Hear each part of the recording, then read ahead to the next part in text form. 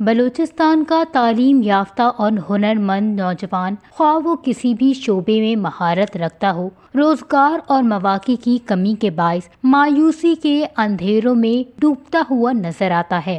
کوئٹہ کے باصلاحیت visual artist Asif قاسی کی کہانی بھی ان ہزاروں نوجوانوں میں سے ایک ہے جو قابلیت اور محنت کے باوجود نظر انداز کیے جا رہے ہیں۔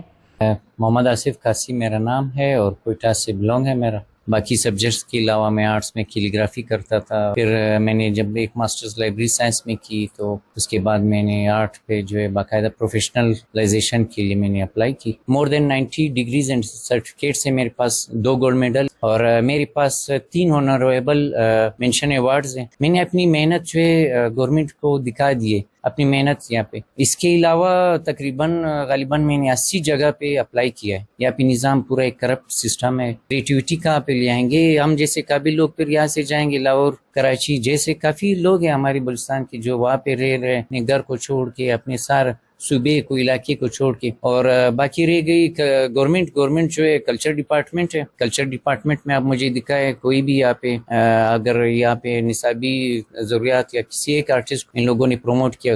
آصف قاسی کی داستان بلوچستان میں نوجوانوں کے ٹیلنٹ کی بے قدری اور حکومتی اداروں کی مجرمانہ غفلت کی ایک زندہ مثال ہے، جو نہ صرف قابل نوجوانوں کے مستقبل کو دیمک کی طرح چاٹ رہی ہے بلکہ صوبے کی مجموعی ترقی کی راہ میں بھی رکاوٹ بن چکی ہے۔ وش نیوز، کوئٹہ، بلوچستان۔